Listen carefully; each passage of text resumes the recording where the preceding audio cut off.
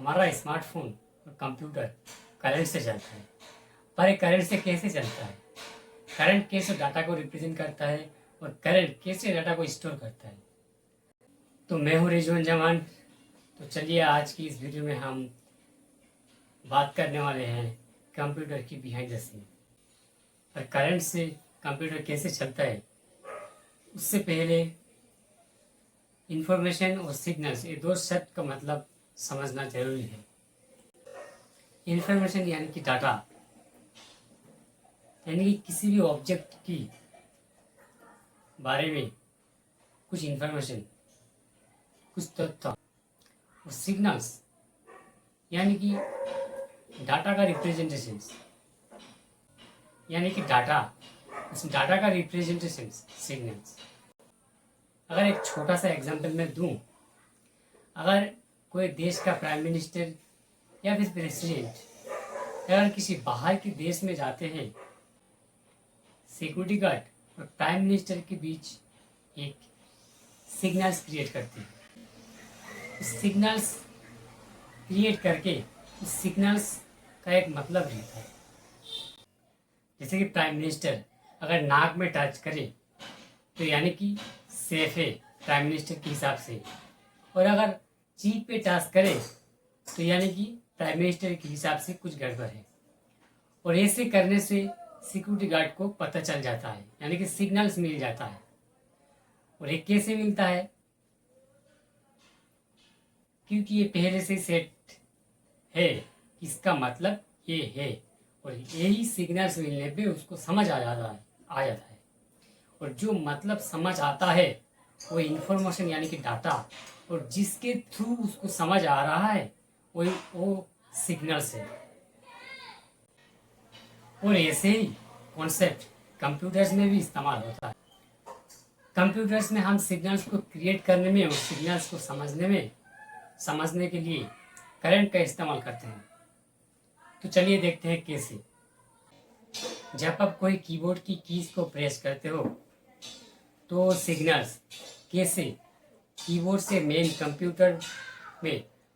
Computer से CPU और GPU से मदद के प्रोसेसर की कैसे डिस्प्ले होता है, वही कैरेक्टर कीबोर्ड्स में रहता है। माइक्रो कंट्रोलर और फ्रेमवेयर। माइक्रो कंट्रोलर जो कि कीबोर्ड्स को कंट्रोल करता है और सिस्टम को मैनेज करता है, और फ्रेमवेयर जो कि कीज के साथ टच रहता है। और ये फ्रेमवेयर दो लेयर्स में होता है, और ये दो लेयर्स एक पॉइंट पे ज्वाइंट रहता है। दो लेयर्स में एक लेयर्स में वायर्स कलम के हिसाब से रहता है, और एक लेयर्स में वायर्स रो के हिसाब से रहता है।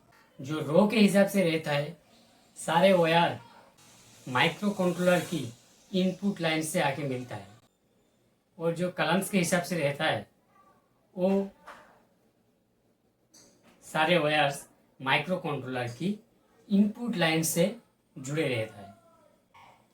और एक कलम्स और रोज हर कीज की पोजीशन में एक क्रॉसिंग प्रेजेंट करता है, और एक ओपन सर्किट रिप्रेजेंट करता है।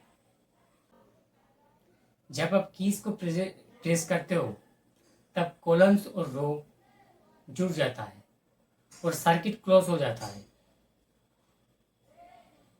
और फिर करंट फ्लो होने लगता है।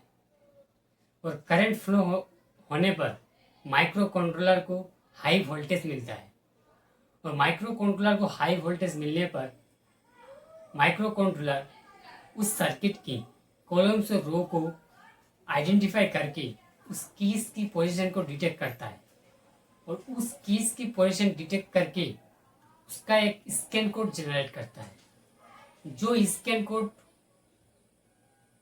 जाके माइक्रो कंट्रोलर की माइक्रो चिप में रिसीव होता है, और फिर बाद में USB PS2 या फिर ब्लूटूथ के द्वारा उस स्कैन कोड को रीड करके मेन कंप्यूटर को भेजा जाता है। और मेन कंप्यूटर में बैठा कर्नेल सॉफ्टवेयर की इनपुट सिस्टम उसको चेक करके ऑपरेटिंग सिस्टम को भेज दिया जाता है और finally operating system scan code को एक एस्की कोड में कन्वर्ट करता है और ये एस्की कोड हर कैरेक्टर्स के लिए यूनिक होता है।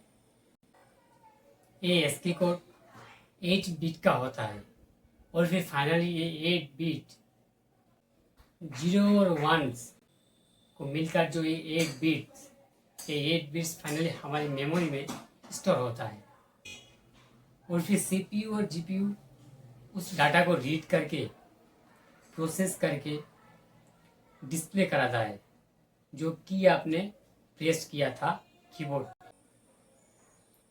पर। ये पूरे कहानी में इंटरेस्टिंग चीज़ क्या है पता है? डाटा हमेशा एक मेमोरी से दूसरे मेमोरी तक ट्रैवल करता है। जब किसी मेमोरी में स्टोर रहता है डाटा तो उस मेमोरी की डाटा का सिग्नल्स दूसरे मेमोरी तक जाता है। कंप्यूटर्स में मेन मेमोरी के अलावा भी कई तरह का स्टोरेज रहता है कई जगह, जिसकी वजह से डाटा एक जगह से दूसरी जगह कंप्यूटर के अंदर ट्रैवल कर पाता है। माइक्रो कंट्रोलर की माइक्रोचिप में जेनेरेटेड स्किल कोड स्टोर होता है, पर ये डाटा मेमोरी में स्टोर होता कैसे है, यानी कि करंट कैसे मेमोरी में स्टोर होता है। कंप्यूटर्स में बेसिकली 3 तरह का मेमोरी रहता है। एक स्टैटिक रैम और दूसरा डायनेमिक रैम और तीसरा फ्लैश मेमोरी यानी कि एसएसडी। और मेमोरी बिलियंस ऑफ सेल्स का असेंबली रहता है और ये सेल्स स्टैटिक मेमोरी में 6 ट्रांजिस्टर मिला के एक फ्लिप फ्लॉप बनता है जो कि एक सर्किट से जुड़े रहता है और एक सेल्स को रिप्रेजेंट करता है। और एक डायनेमिक रैम में एक ट्रांजिस्टर और एक कैपेसिटर मिलके एक सेल्स को रिप्रेजेंट करता है। और एक एसएसडी में एक सर्किट, एक फ्लोटिंग गेट सर्किट जो कि एक सेल को रिप्रेजेंट करता है और ये सेल एक बिट को रिप्रेजेंट करता है।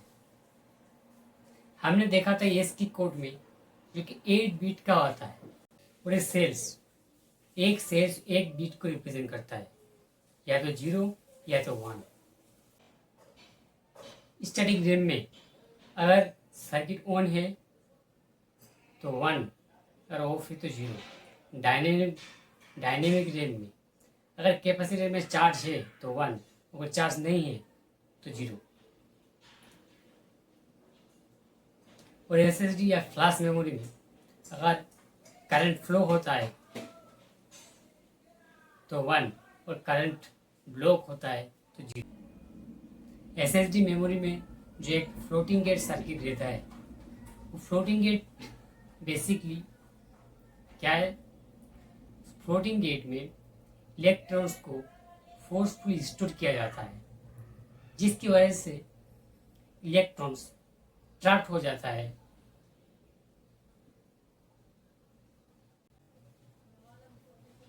और जिसकी वजह से फिर करंट ब्लॉक हो जाता है। और करंट ब्लॉक होने पर 1 सेल्स 1 रिप्रेजेंट करता है। करंट फ्लो होने लगता है, यानी कि अगर फ्लोटिंग गेट में इलेक्ट्रॉन्स की ट्रैप्ड नहीं होता है तो करंट फ्लो होने लगता है और फिर 0 रिप्रेजेंट करता है। पर जब मेमोरी को रीड करना पड़ता है, यानी कि समझना पड़ता है, तब कैसे समझते हैं?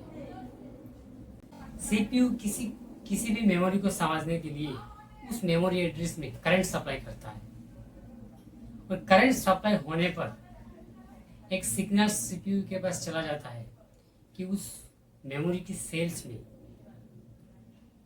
कौन सी एड्रेस की कौन सी सेल्स में कौन सी डाटा है, यानी कि 0 यानी कि 1 सिग्नल्स जाके सीपीयू की मेमोरी में स्टोर होता है और फिर सीपीयू से प्रोसेस होके डिस्प्ले होता है। जैसे कि हमने देखा एक सेल्स एक बिट को रिप्रेजेंट करता है और ऐसे ही 8 बीट 1 बाइट को रिप्रेजेंट करता है, और फिर 1024 बाइट मिला के 1 किलोबाइट को रिप्रेजेंट करता है। तो 1024 किलोबाइट मिला के 1 मेगाबाइट को रिप्रेजेंट करता है, और फिर ऐसे ही गीगाबाइट टेराबाइट ऊपर रहता है। यही एक करंट का जर्नी होता है कंप्यूटर के अंदर। तो आज के लिए इतना ही। वीडियो अगर अच्छी लगी तो लाइक जरूर कर देना। मिलते हैं नेक्स्ट वीडियो में।